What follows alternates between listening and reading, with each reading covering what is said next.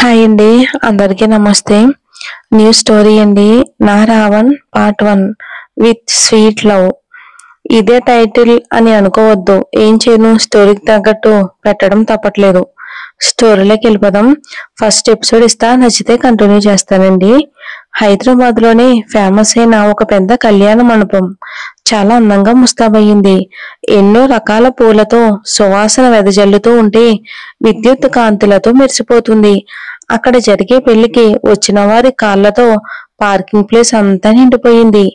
India నుంచే కాకుండా America, Germany లాంటి దేశాల నుంచి పెద్ద పెద్ద వాళ్ళు రావడంతో సెక్యూరిటీ కూడా అరేంజ్ చేశారు గుప్తా ఇండస్ట్రీ ఎండి. చంద్రగుప్త ఏకైక కుమారుడు నిహాస్ గుప్తా పెళ్లి జరుగుతుంది. వేల మంది అతిథులు హాజరయ్యారు. పెళ్లి కొడుకు శర్వాణిలో యువరాజులా రెడీ అయ్యి మండపంలో కూర్చున్నాడు. పంతులు గారు చెప్తున్న పూజలన్నీ చేస్తున్నాడు. పెళ్లి కొడుకు ముఖంలో చిరాకు, కోపం కనబడుతున్నాయి. అప్పుడప్పుడు కోపంగా తన తండ్రి వైపు చూస్తూ చూపులు విసురుతున్నాడు. ఇక చంద్రం కొడుకు చూపుల నుంచి తప్పించుకుని తిరుగుతూ అందరినీ పలకరిస్తున్నాడు. పెళ్లికి వచ్చిన బంధువులంతా పెళ్లి కొడుకు హావభావాలు చూసి రకరకాలుగా మాట్లాడుకుంటూ ఉంటారు. కొంతసేపటికి పెళ్లి కూతురు వచ్చి పెళ్లి కొడుకు పక్కన కూర్చుంటుంది. పెళ్లి కొడుకు పెళ్లి కూతురు ముఖం, పెళ్లి కూతురు పెళ్లి కొడుకు ముఖం ఒక్కసారి కూడా చూసుకోరు. ఇద్దరు కూడా ఎవరి ఆలోచనలో వాళ్ళు ఉన్నారు. పెళ్లికి వచ్చిన వాళ్ళంతా వాళ్ళిద్దరి గురించి చర్చలు మొదలు పెట్టారు. అందరినీ నవ్వుతూ పలకరిస్తున్న చంద్రాన్ని కొంతమంది అడిగే ప్రశ్నలు భరించలేక, వాటికి సమాధానాలు ఇవ్వలేక నిహాస్ దగ్గరికి వెళ్తాడు తండ్రి. చంద్ర, రే, అలా చిరాగ్గా ఉండొద్దురా. అందరూ ప్రశ్నలతో నన్ను చంపుతున్నారు. ఆ ఎక్స్ప్రెషన్స్ మార్చు. నిహాస్ కోపంగా చంద్ర వైపు చూస్తూ, నువ్వు నాకు చెప్పింది ఏంటి? ఇక్కడ జరుగుతున్నదేంటి? నాకు చిరాకు కాకపోతే ఉత్సాహం వస్తుందా ఏంటి? ఇక్కడి నుంచి వెళ్ళిపో, లేకపోతే నేనేం చేస్తానో నాకే తెలీదు. చంద్ర నిహాస్ ఘాటు సమాధానానికి అవాక్కయ్యి మనసులోనే నా కొడుకుతో కూడా మాటలు పడాల్సి వస్తుంది అనుకుని బాధగా మౌనంగా అక్కడి నుండి వెళ్ళిపోతున్నాడు. ఇంతకీ నిహాస్ కి ఎందుకు పెళ్లి ఇష్టం లేదు? మన కథకి హీరో అతనేనా? మరి ఎందుకని ఇష్టం లేదు పెళ్లి? చూద్దాం. నిహాస్ అసహనంగా తన పక్కన కూర్చున్న అతిథి వైపు చూస్తాడు. అతిథి తల వంచుకుని కూర్చుని ఉంటుంది. నిహాస్ తన కళ్ళల్లో నుంచి జారుతున్న కన్నీళ్లను గమనిస్తాడు. పంతులు పెళ్లి కొడుకుని మంగళసూత్ర ధారణ చెయ్యమని చేతికి తాలిబొట్టు అందిస్తాడు. అదే సమయంలో తుపాకీ సౌండ్ రావడంతో అందరూ ఒక్కసారిగా ఉలిక్కిపడి ఆ సౌండ్ వచ్చిన వైపు చూస్తారు. అతను చాలా కోపంగా స్టాప్ దిస్ నాన్సెన్స్ అని ఒక్క అరుపు అరుస్తాడు. పెళ్లి కొడుకు, పెళ్లి కూతురు, పంతులు, పందిట్లో ఉన్న జనాలు షాక్ అవుతారు. అతను, ఏయ్, ముందు నువ్వు ఆ మెడలో ఉన్న దండ తీసి పక్కన పడేసి పీటల మీద నుండి లే. ఎందుకు ఏమిటి అని ఎదురు ప్రశ్నించకుండా నువ్వు నాతో రావాలి. లేకపోతే కనపడిన వాళ్ళందరినీ చంపి పారేస్తా. నాకేమీ అటువంటి ప్రిన్సిపల్స్ లేవు అని పెళ్లి కూతురుతో అంటాడు. అతిథి తండ్రి నాగేంద్ర కంగారుగా అతని దగ్గరికి రాబోతాడు. అతిథి, వద్దు నానా, వద్దు, రావద్దు అంటుంది. ఇక తనని విసురుగా లాక్కుని వెళ్లి కారులోకి తోసి డోర్ వేసి ఫాస్ట్ గా డ్రైవ్ చేస్తూ వెళ్ళిపోతాడు. చంద్ర, ఏం చేస్తున్నారా మీరంతా? అసలు ఎలా జరిగింది ఇది? నేనింత సెక్యూరిటీ పెట్టి కూడా ఏం లాభం అని తన సెక్యూరిటీ వాళ్ళని, బౌన్సర్ని కోప్పడతాడు.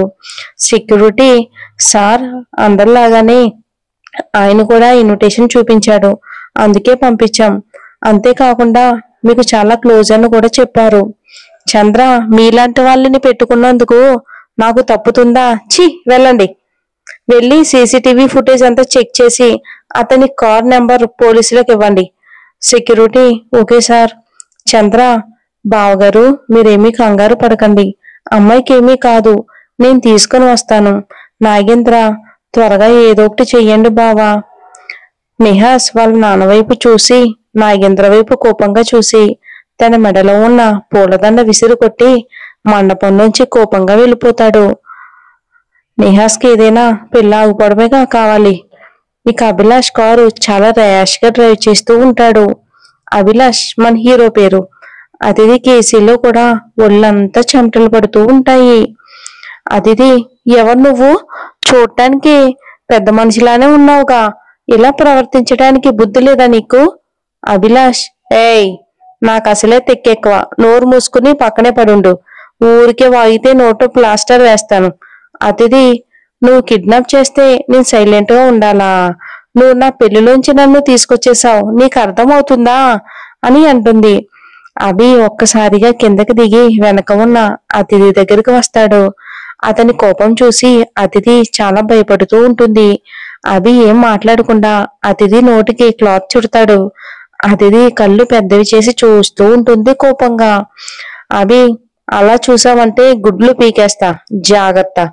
అతిథి, వీడెవడో రాక్షసుడికి కజిన్ బ్రదర్లా ఉన్నాడుగా, దేవుడా, ఇప్పుడు ఎలా తప్పించుకోవాలి అని టెన్షన్ పడుతూ ఉంటుంది మనసులోనే. అభి చాలా దూరం జర్నీ చేసిన తర్వాత కారుని ఒక ఫామ్ హౌస్ లోపలికి తీసుకుని వెళ్తాడు. చాలా పచ్చగా ఉన్న చెట్లు, అక్కడక్కడ ఆవులు, జింకలు, నెమళ్ళు, కుందేళ్లు, పావురాలు, ఇక బాతులు, చిన్న కొలంలో కలువ పువ్వులు, హంసలు, కొంగలు అంతా చూస్తూ ఉంటే అతిథికి తను స్వర్గానికి వచ్చిన ఫీలింగ్ వస్తుంది. తను కిడ్నాప్ అయి రాకుండా మామూలుగా వచ్చుంటే ఒక్క నెల రోజులు ఇంటికి కూడా తిరిగి వెళ్లేదాన్నే కాదు అని మనసులోనే అనుకుంటుంది అతిథి. అతిథికి బయట నుంచి చూసిన దానికన్నా బంగ్లాని లోపల నుంచి చూస్తేనే అది చాలా పెద్దగా కనిపిస్తుంది. చాలా చాలా అందమైన గార్డెన్ లో 3 చోట్ల ఫౌంటైన్, చక్కగా నవ్వుతూ స్వాగతం చెప్తున్న ఆడవారి బొమ్మలు, చక్కగా అమర్చిన ఫర్నిచర్, చాలా ఖరీదైన నిర్వహణ, ఇవన్నీ చూసి ఆశ్చర్యపోతుంది అతిథి. అతిథి కూడా పెద్దింటి అమ్మాయే అయినా ఇలాంటి ప్రాపర్టీ, ఇంత రిచ్ మెయింటెనెన్స్ ఎప్పుడు చూడలేదు. అభి కారు దిగి బయటికి వెళ్లి సిగరెట్ వెలిగిస్తాడు కోపంగా. అతిథి, వీడికి అలవాటు కూడా ఉందా, నన్ను ఏం చేస్తాడో ఏమో అని భయపడుతూనే ఉంది లోపల.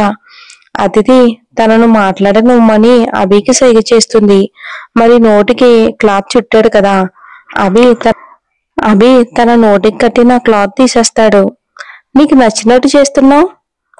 అభి తను ఏం మాట్లాడుతున్నా సరే ఏం పట్టించుకోకుండా చాలా కేర్లెస్ గానే ఉంటాడు. అతిథి, నన్నేదో తీసుకుని వచ్చేసాను అని చాలా హ్యాపీగా ఫీల్ అయిపోతున్నావేమో. మా నాన్న పోలీస్ కంప్లైంట్ ఇస్తాడు, చూస్తూ ఉండు, నువ్వెక్కడ దాక్కున్నా దొరికిపోతావు అని ఇంటివైపు చూస్తూ అంటుంది అతిథి. ఎవరిల్లిది? అయినా ఇక్కడికి నన్ను ఎందుకు తీసుకొచ్చావు? అసలు నేను నీకే అన్యాయం చేశాను? నేను పెళ్లి చేసుకోవటం ఎంత ముఖ్యమో తెలుసా? అభి, ఏయ్, నోటుకున్న క్లాత్ తీసేసాను కదా అని ఓ ఊరికే వాగితే పళ్ళు రాలగొడతా, జాగ్రత్త అని వార్నింగ్ ఇస్తాడు. అతిథి, నన్ను కిడ్నాప్ చేసి నా పళ్ళు రాలగొడతావా? అంత ధైర్యం ఉందారా? చూసుకుందాం, రారా చూసుకుందాం అంటుంది కోపంగా అతిథి. అభి, ఇంకొక మాట నీ నోటు నుంచి వచ్చినా నేనేం చేస్తానో నాకే తెలీదు, అర్థమైంది కదా? లేక అవి రెండు కూడా చేసి చూపిస్తా, చుప్ చాప్ గా ఉండు. అతిథికి దెబ్బకొక చేత్తో నోటు మీద చెయ్యి పెట్టుకుని అభి ఇచ్చిన వార్నింగ్ కి సైలెంట్ అయిపోతుంది భయంతో. అభి చాలా జాగ్రత్తగా అతిథిని కారులో నుంచి బయటికి తీసుకొచ్చి తన చెయ్యి పట్టుకుంటాడు. అతిథి, ఇక్కడ నుంచి పారిపోవటం ఎవరి వల్ల కాదు, ఇక నా వల్ల అస్సలు కాదు. ఇలా చీటికి మాటికి నా చెయ్యి పట్టుకోకు, నాకు అస్సలు నచ్చదు. అభి అతిథి వైపు కోపంగా చూస్తాడు. అతిథి దెబ్బకు మళ్ళీ సైలెంట్ అయిపోతుంది. అభి అతిథిని లోపలికి తీసుకుని వెళ్తాడు.